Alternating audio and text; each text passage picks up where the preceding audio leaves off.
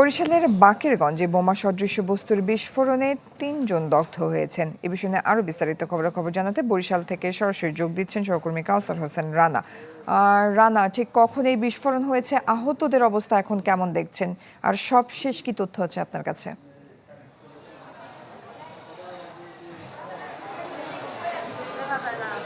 হ্যাঁ জয়, ঘটনাটি ঘটেছে বরিশালের বাকেরগঞ্জ উপজেলার ভরপাশা ইউনিয়নের দুধলমুড় গ্রামে।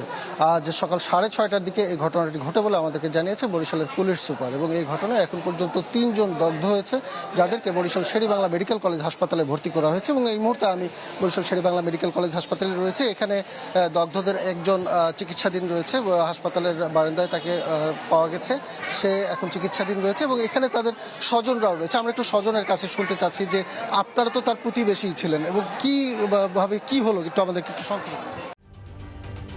ঢালাইয়ে দৃঢ়তা, নির্মাণে নিশ্চয়তা, প্রিমিয়ার সিমেন্ট, ঢালাইয়ের রাজা।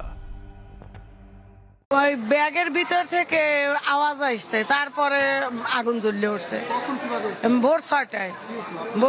আমরা ঘুমেছিলাম, ঘুম অবস্থায় আমরা ওই এত কঠিন আওয়াজ, মানে মনে হয় যে গাড়ি টাড়ি বাস্ট হয়ে গেছে। তা আমি ভাবছি যে লরি গেরি ওই প্রজেক্টে কাজ চলে নদীর ভিতরে পড়ছে বুঝি। তাড়াতাড়ি আইসি, আইয়ে তো দেখি আগুন জ্বলে। এখন আতঙ্ক, ঘুম থেকে উঠে একটা মানুষ কেমনে, হ্যাঁ, তারপরে দেখি এরা নদীতে পড়ছে। নদীতে লাফ দিয়ে সবাই বলে যে তাড়াতাড়ি নদীতে পড়, কাপড় চোপড় সব আগুন জ্বলতে আছে, নামায় ফালাইয়ে দিয়ে এরপর নদীতে পড়ছে। আগুন জ্বলতে আছে বারান্দায়, বারান্দায় যে জায়গা বাস্ট হয়েছে ও জায়গাও আগুন জ্বলতে আছে, ওগো গায়ে আগুন, কাপড়ে পোশাকে আগুন বাস্ট হয়েছে। আওয়াজ আইছে কি বাস্ট হয়েছে, মানে আসলে দেখতে পারি না। এটা ইতি হয়তো দেখছে, আমরা দেখিনি, ইতি দেখছে। ওখানে সব আকৃতি নেই, বড়া বলতে আছে যে রাবার দিয়ে পেঁচানো বান দেওয়া। আচ্ছা, আমাদের কাছে এখন পর্যন্ত জানা গেছে যে ওখানে একটা ব্যাগের মতো ব্যাগ ছিল, ব্যাগের ভিতরে কিছু একটা রেখে দেওয়া হয়েছিল, সেখান থেকে বিস্ফোরণ হয়েছে। তাদের দাবি তারা এই সম্বন্ধে কিছুই জানে না।